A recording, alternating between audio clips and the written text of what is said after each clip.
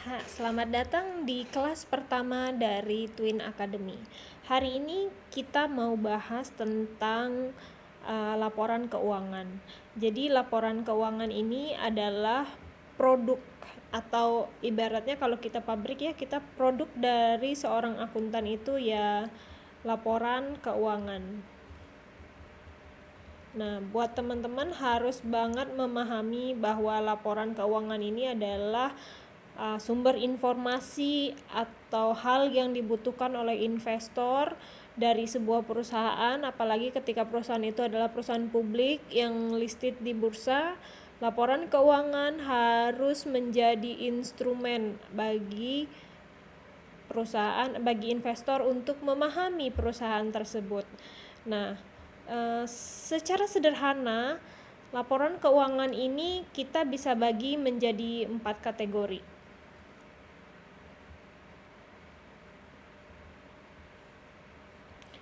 Yang pertama, di sebuah laporan keuangan perusahaan itu harus ada namanya balance sheet.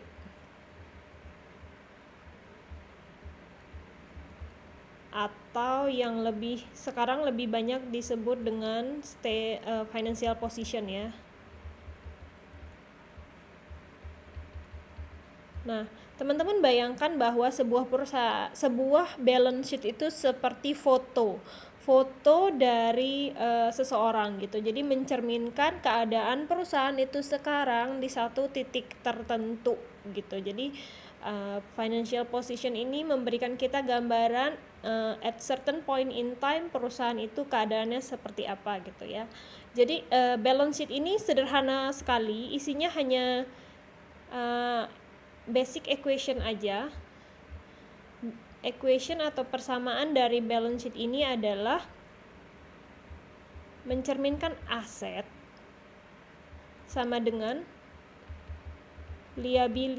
liabilitas ditambah equity. Artinya apa sih? Sebuah perusahaan itu kalau dia punya asetnya itu hanya ada 2 kemungkinan. Apakah didapatkan dengan cara hutang atau liabilitas, atau dibeli sendiri dari hasil operasi ya. Bisa dari hasil operasi, bisa dari penanaman modal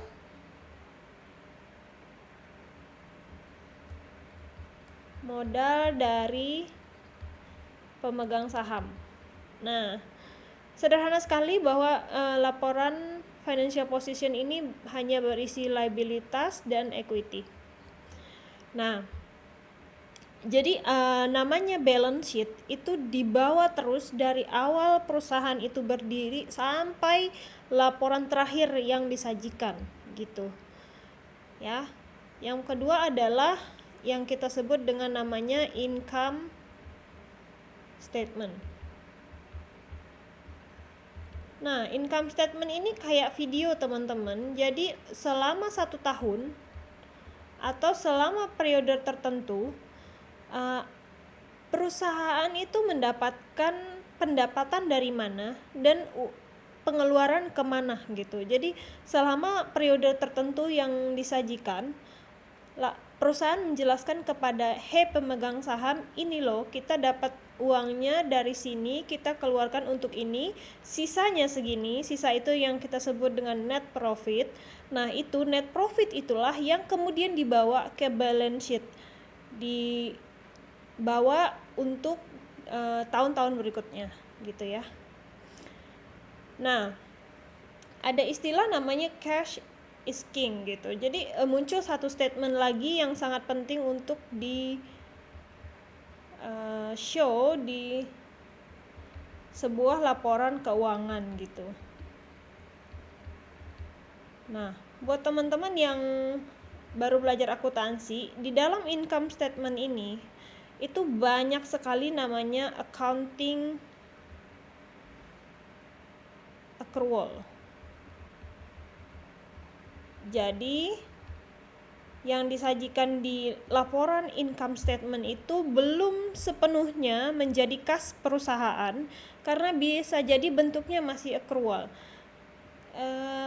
Accrual ini mungkin lebih gampang kita sebut dengan pengakuan ya. Misalnya bisa accrual dari sisi revenue atau accrual dari sisi expense gitu. Artinya apa? Kita tahu kalau nanti kita akan keluarin uangnya, jadi kita akuin dulu di periode sekarang gitu. Walaupun actual kasnya belum keluar dari perusahaan gitu, tapi kita akui dulu, atau kasnya belum masuk tapi kita akui dulu gitu. Nah, itu yang disebut dengan prinsip accrual. Nah, prinsip accrual ini kan sebenarnya sangat dipengaruhi oleh akuntannya, subjektivitas akuntannya juga. Makanya penting buat pembaca laporan keuangan disajikan juga sebenarnya secara kas berapa sih kasnya perusahaan. Jadi basically di sini hanya menjelaskan tentang kas. Kasnya perusahaan itu kita pecah menjadi 3 ya teman-teman. Ada namanya CFO, CFI, CFF. Nah, CFO ini adalah kas masuk, kas keluar dari aktivitas operasi dari bisnisnya perusahaan itu sendiri. Ibaratnya gini, perusahaan misalnya jualan mobil. Artinya berapa sih jumlah mobil yang dijual di tahun itu, dan untuk memproduksi mobil itu berapa biaya yang harus dikeluarkan gitu ya. Nah, kemudian ada istilahnya yang kedua adalah cash flow from investment. Jadi perusahaan itu kan tidak hanya beroperasi, juga berinvestasi untuk membeli mesin yang jangka waktu penggunaannya bisa lebih dari setahun. Jadi kita masukkan itu pengeluaran yang perusahaan keluarkan untuk beli alat-alat produksi itu ke cash flow from investment.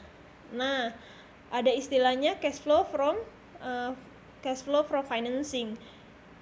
Kalau ini lebih menjelaskan sumber pendanaan perusahaan itu dari mana.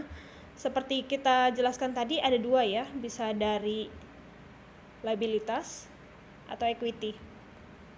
Nah, financing ini bisa kas masuk atau kas keluar gitu. Apa sih kas masuk? Untuk liability, untuk pemegang hutang ya, bayar cicilan, bayar bunga.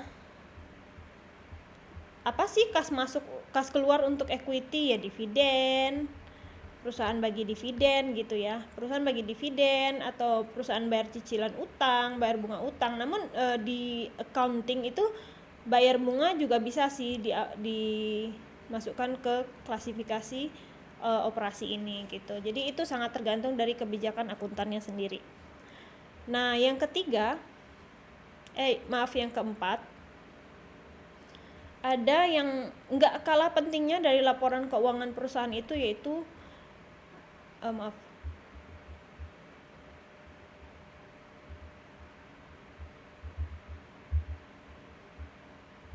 nggak kalah penting dalam sebuah laporan keuangan itu adalah ini, notes to financial statement.